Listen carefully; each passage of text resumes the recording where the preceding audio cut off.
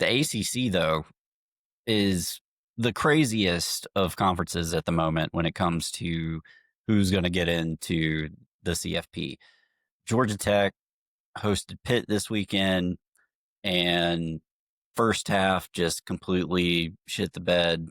I mean, it was Texas A&M levels of getting your butt kicked in the first half. The only difference was Georgia Tech, they weren't able to come back. Yeah.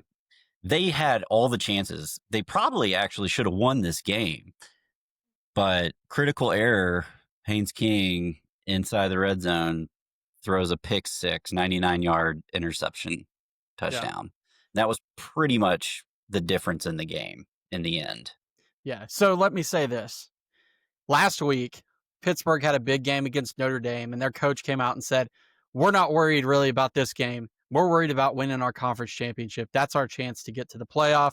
You know, we'd much rather win next week and lose this one." Think this might be a little case where Georgia Tech was in the opposite mindset because because Brent Key is so focused on the Georgia game and they are so focused on beating Georgia, and that's their thing, that they failed to remember that they had a chance to make the playoff by getting into their conference championship game. And now they probably cost themselves, even with a win over Georgia next week, they probably won't be in the playoff. Yeah, I don't see them making it to the playoff. And I actually called this. I called this a few weeks ago. Thought it was going to happen. It was one of the dominoes for Duke making the ACC championship. Yep, you did. So it happened. Yeah. So props to me. Yeah. So I mean, let's look at this though. If you are Georgia, you're licking your chops because Georgia Tech couldn't stop anything on the ground.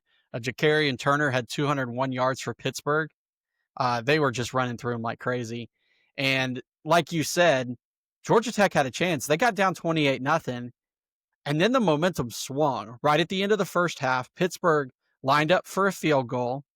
They missed it, but Georgia Tech was offsides. The guy got a second shot. He still shanked it. Now it was like their backup kicker or whatever. So that was one shank. They had a chance to go up. Then they come out and they go 3-and-out, start the second half. Tech gets the ball. They're going right down the field. They're inside the 10. Haynes King makes one bad decision. He had a scramble, and instead of cutting it up the field, he kind of tried to take on the defender. He got tackled at about the 2, would set them up at first and goal, and then he threw the pick six.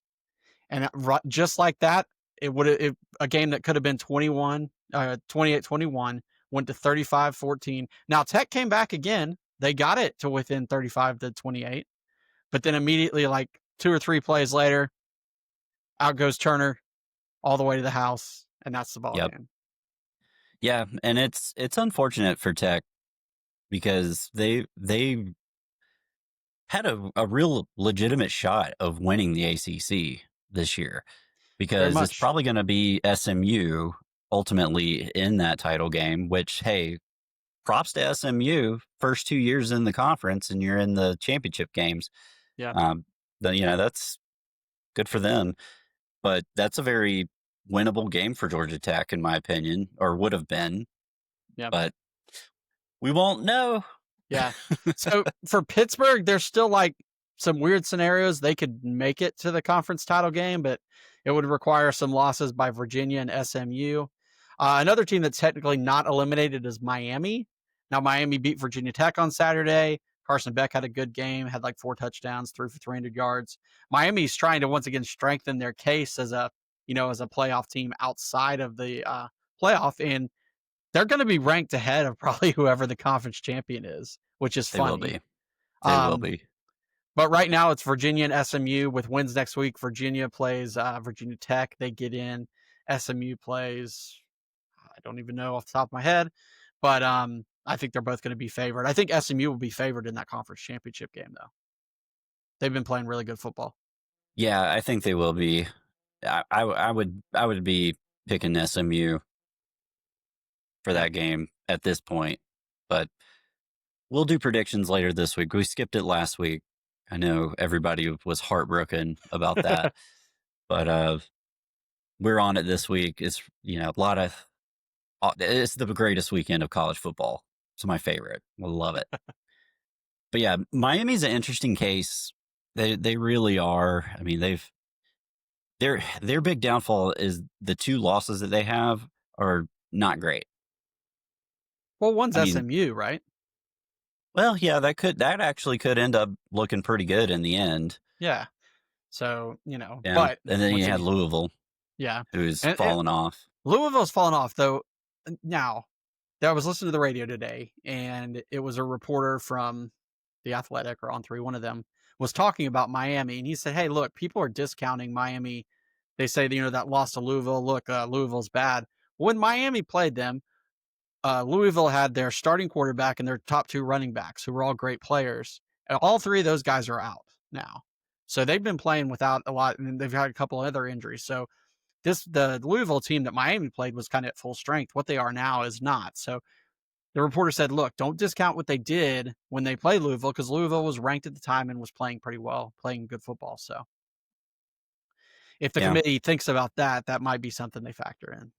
I mean, Miami still has a shot of making the ACC championship. I mean, Virginia has to play Virginia Tech, and Virginia Tech's going to be up for that game because Yeah. it's rival.